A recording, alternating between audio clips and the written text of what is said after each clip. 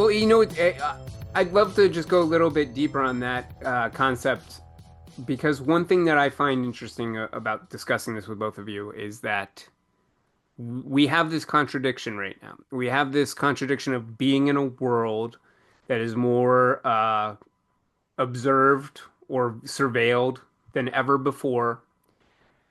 But we also live in a world where it seems like superstitions and folklore and anti-science is creeping in at a new rate. Going up. Yeah. Yep.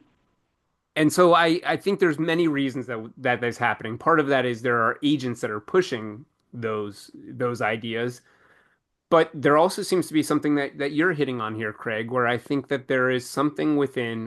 Very often we talk about how the human mind works with stories, and how stories are the best way to pass on information. Our brains are designed to tell stories and to receive stories and to put the pieces together essentially.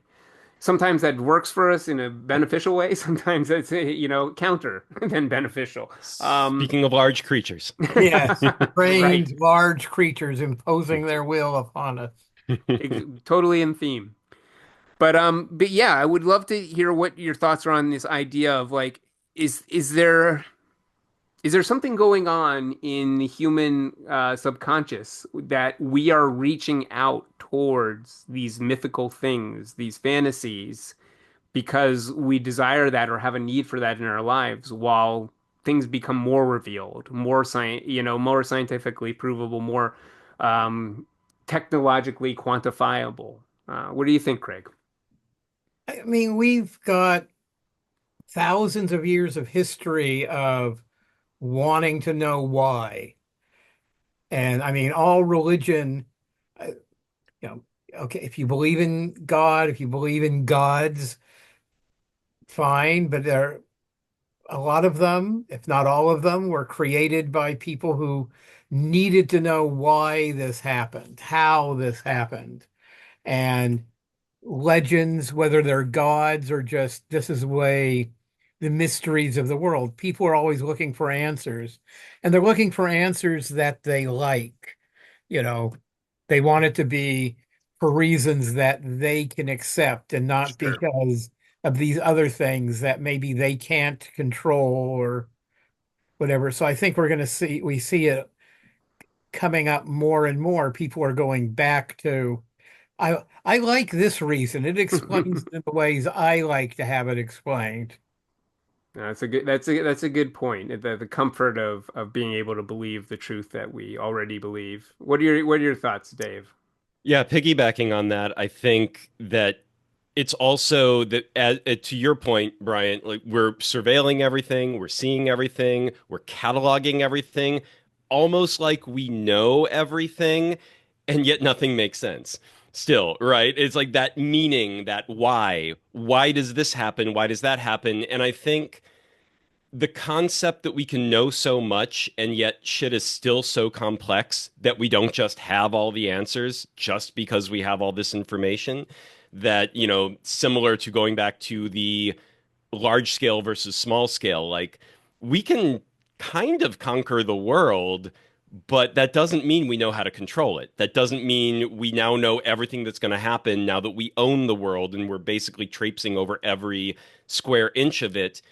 And I think that's very discomforting for people. It's why people turn against science. They're like, you're not offering us answers. You now know everything. And you still don't know, like, we don't know everything. We're not feeling comforted. We're not feeling in charge of anything. Our own cultures aren't operating the way you promised us they would. We don't have good security. We're not living the lives we thought we were supposed to. All this, like, so I think yes, we search for meaning, and all this information isn't giving a vast majority of people that meaning, isn't giving them the why, isn't giving them the answers. And where else are you going to go but back into the myth and legend that was always the stories to weave a meaning into something, to give us a structure for why the universe operates the way it does. And I think we may never get to a point where we don't need a little bit of that, because I'm not sure we'll ever actually know everything. And that is also that thing where it's like there is no limit to knowledge. It will go on forever. And so we'll always need a little bit of storytelling and myth in our lives. Yeah. It's such an interesting thought because I think you're entirely right, and it makes me think that it even kind of reflects on the film a little bit in the way the characters approach it. But this idea of like humans struggle with the unknown. We struggle. We want to reveal the unknown, and as you say, know everything if we can. But we also the very nature of human existence, the existential questions we have almost enforce an idea that you have to accept to be a mature person, you have to accept that the unknown is a constant. There will always be unknown. You cannot know what lies beyond, death, for example. That Right. is part of being human, is struggling with not knowing everything, not being in control of everything. But some people push back against that. They almost Right. want to be like, well, no, I will overcome, well, I will conquer that, as you were Right. saying Right. previously, Greg, and that becomes an internal struggle to some degree. And this movie, very much, even in a very superficial way, is about let it go, as you said, Dave. Let there be a mystery. Right. Let it exist.